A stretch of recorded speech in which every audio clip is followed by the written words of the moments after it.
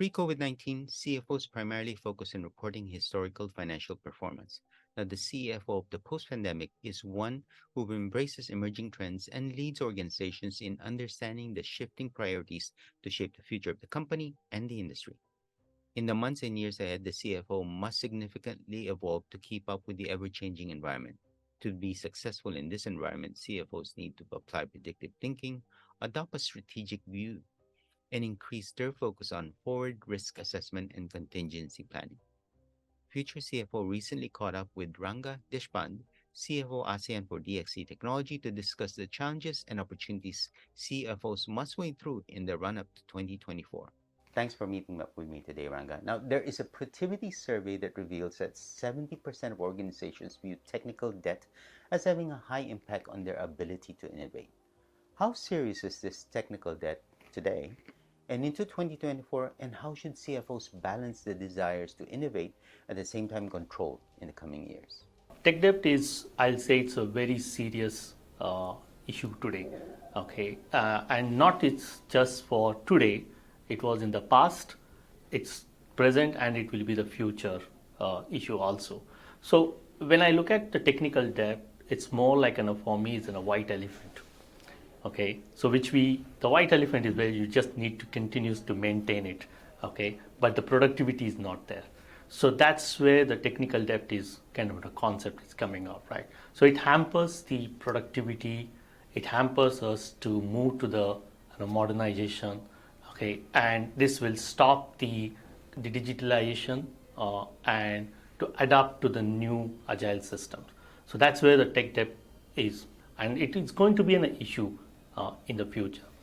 Now, if I say there are things which we say that we have addressed the tech debt, I will say it's not really, because it is a continuous process.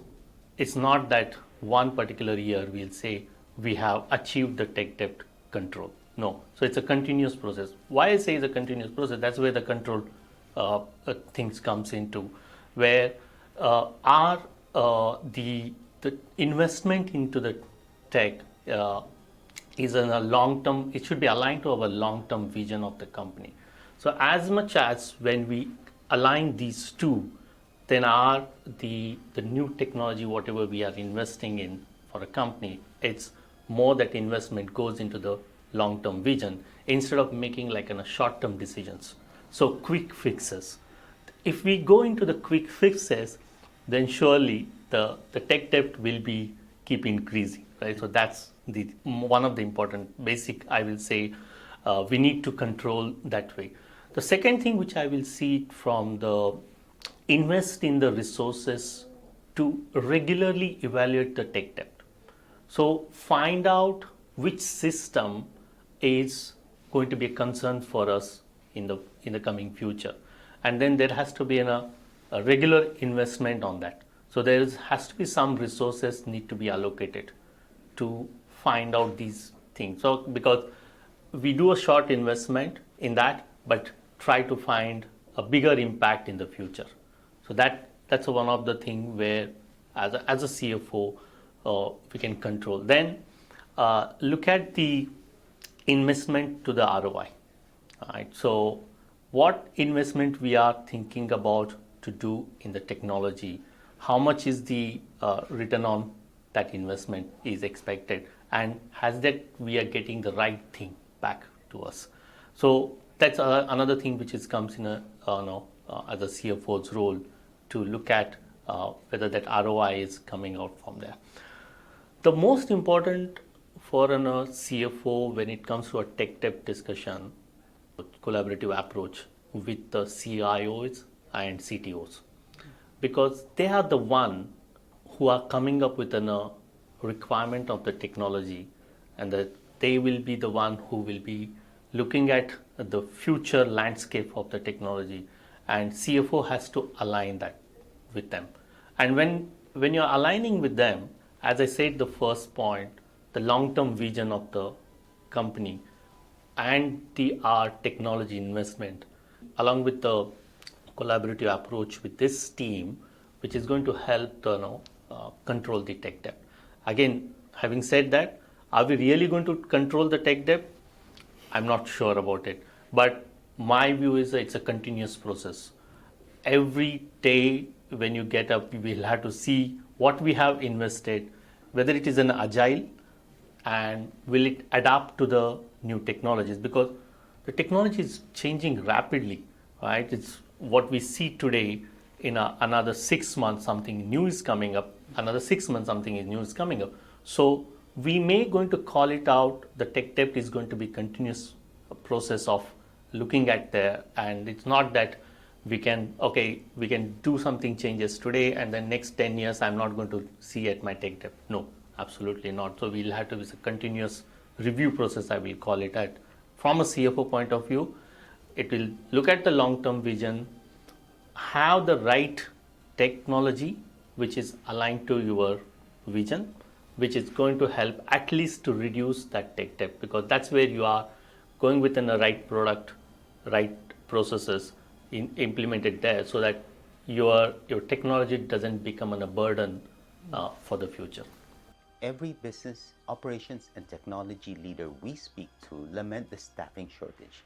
Now, within the finance function, how have CFOs managed this challenge in the past? And if there are, could you share any lessons learned? And what, in your view, will be critical trends CFOs need to be prepared for in the coming year? Talent shortage, I will call it, rather than the resource shortage, right? So the talent shortage is the one which I feel is, we generally find the people, but we don't find the right people. That's where the key issue is what we have today.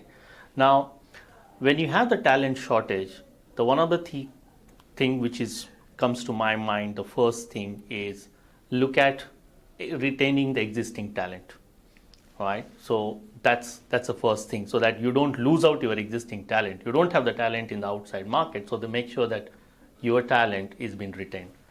Invest in that talent. So how we can do that is, one, find the right work-life balance for them. Okay, that's most important. So you have a talent, you create a work-life balance, that's make you in comfort. Give them the kind of an ownership, right? So that's the another way you can keep your talent intact, right? Then the third one I will see is, now you have a potential talent. May not be today the talent is to the expectation what you expect, but it can be a potential one, has a high potential, high capability to become that.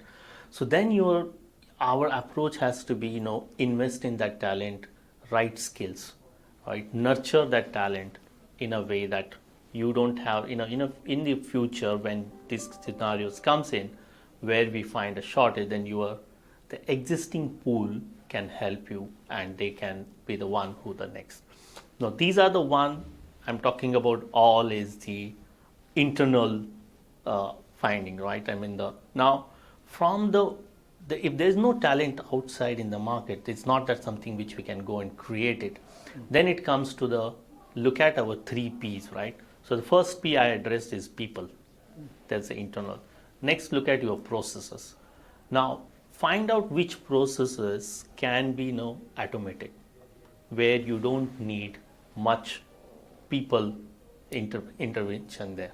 So that's where the area where, as a CFO, has to look at the process oriented roles to be put in, or the volume roles, put it into the process where you can digitalize or automate, and as the new technologies coming in, so bring those new technologies to help and reduce this impact of the shortage of the talent.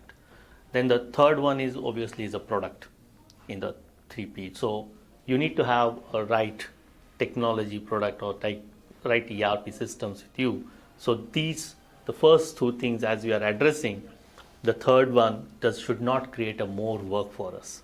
Okay, multiple systems creates a more work, more overheads.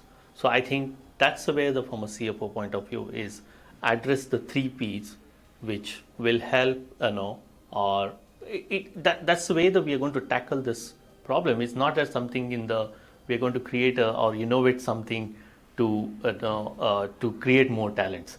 It's more about how we can address that issue internally, externally, and then with our limited resources, right? So that's one of the things what I feel is addressing it. Now, one of the challenges which I feel personally is going to be there, and it's also with not just within my team and myself also, I will say that the technology is changing so rapidly. There's a lot of learning and the skill upgrading is required as a finance person also. So we had to catch up to that speed. So which means we need to also get a lot of trainings. Our team, finance team also, the team who's working on a finance has to also upscaling their to the new technology is very important to understand what this AI is, how this AI can help. It only can happen when they are upscaling themselves. So that's another area which I will see is a bigger challenge, because that's the area which is not yet touched upon much on the upscaling, training the internal team, which is one of the area which I feel we have a challenges in the coming years. Thanks. Moving on to the next question. One of the interesting observations of the 2020s is the maturing of automation in the finance workflow. With the expected democratization of artificial intelligence, how should CFOs introduce or even lead the team while minimizing potential disruptions? Right. I agree with you that the automation is maturing in the finance roles, right? But as the AI is coming up, there is more demand. What can be done differently in the coming years, right? So the one of the thing which comes to my mind as a CFO, right? The move from the regular volume based work or the quantity based work is more now the mindset shift is needed as a strategic decision maker, right? So as we go into the strategic decision maker, that's what we wanted that to be coming from the automation, right? So we wanted to get out of the back office work and come to the front end and become a business partner. When we become a business partner, now the AI is going to help us to some of the decision making roles also. So it's the way where we have to start looking at how the AI is going to help in this strategic decisions making for us. So some of these decision making roles which is requires a very regular decision making. So those are the areas which we can look at, bringing the AI, use of the AI and how it can be implemented. The other thing which will be as this is a technology which is on a regularly upcoming with new things. So one of the way we can look at is fostering the innovation culture in the team. Okay, so when I say that, which means we need to invest a lot more into the team's mindset that every time when you find out what is more can be done with an automation, right? And then what's the next of the automation which can be done. So when that happen, when we continuously bring that culture in the team, so they can start thinking in that direction. So that's where the important role of the CFO also comes into as a lead that by example, right? Not just direct the team, but then we have to start taking some of the decisions where this can be implemented, and it has to be started with something. So there's nothing like we have to wait for something get implemented. So it's a more proactive approach as a CFO has to be has to come up with that role. As I said in my previously what we talked about, again it comes into the question of when we say that innovate, think or the culture of innovation, but the culture of innovation comes in when we upscale the talent. Okay, the upskilling of the talent is very important thing. So again, as a CFO, we'll have to invest into the upskilling of ourselves as well as the rest of the finance team. That's becomes one of the key criteria in as we go into this discussions, right? So if AI has to be used, we need to know which is the area, how we can use them, right? So that's more important. Like some of the examples, like I can't go and sit and read all the 100 pages of the contract. Is there a way we can build that this contract can be give me a summary of the key risk items or the key opportunities which can help us? What are the key highlighters of that contract? Which is where I think the decision making will be a faster, right? So these are the way we'll have to use it in our day-to-day basis, and then find that how this AI going to help in a decision making. So yeah, those are the thing which I feel. And then yes, as a team, we need to regularly collaborate with our CIO and the CTO team, because they have this. So we have something. I just wanted to give an example. Like we have, when the AI and the chat GPT has been got introduced, there's a regular sessions which are happening in our team, where the technology or mostly the tech experts are giving the how the AI, how the chat GPT can be useful. And when I say that how it can be useful, can put a thought in your in mind that what is the area of the issue which we have today can be used by through the chat GPT and can be solved, right? So those are the, again, when this all happening, we are prone to cyber security issues, integrity issues. So then we need to have a right controls in place to make sure that the governance is in place, that what data we can use it, how that data can be used on these kind of open AI, where we have always a risk of the cyber securities. So that's another issue, key issues as a CFO. We'll be facing up of that, basically, which means that we need to address the right governance and the right process.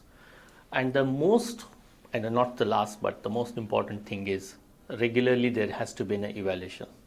So measure the results of it.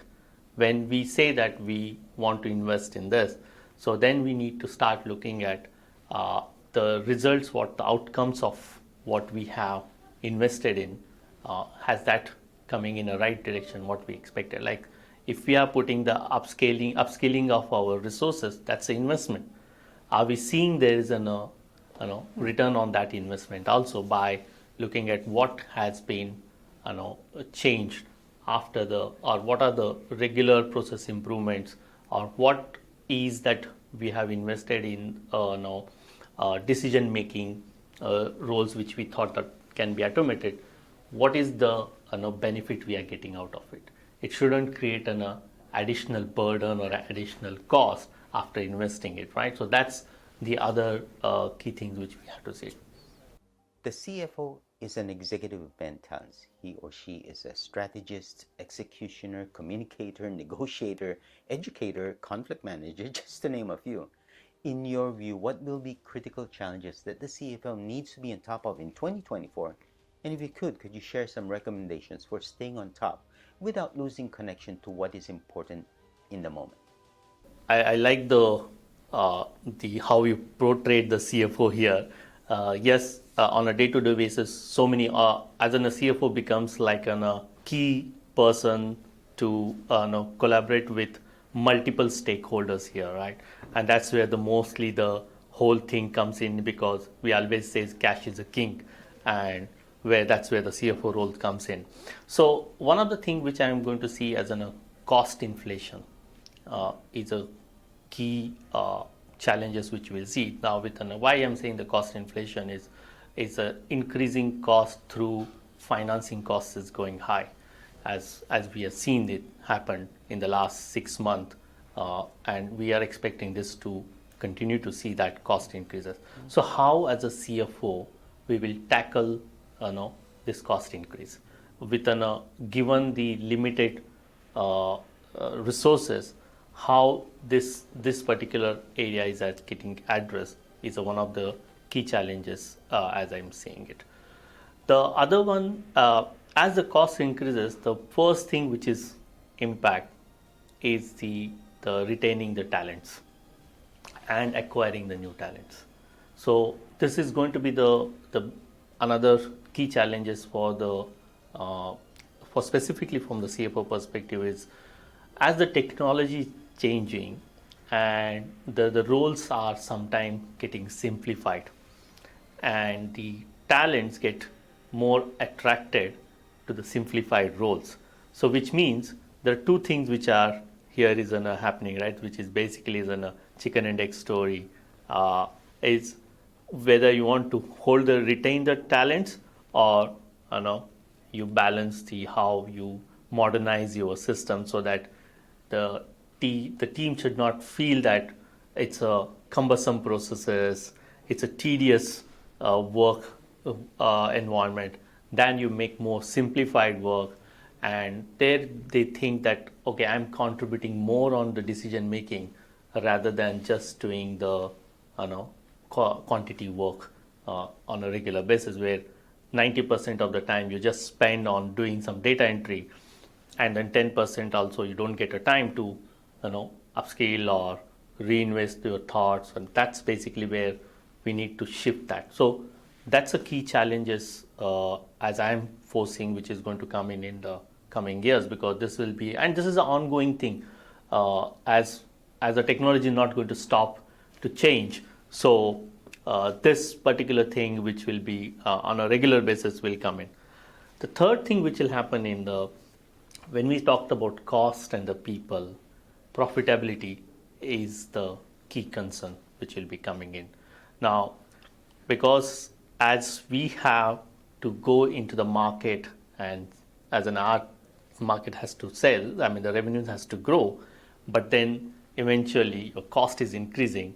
So the competition which is killing you on that front. So then how profitable remains profitable is another challenge which is going to be there in this coming year, because as the inflation goes up, the financing cost or the cost of capital is increasing, and we are not able to retain the talent or the right talent is not available, then whole things falls on your profitability.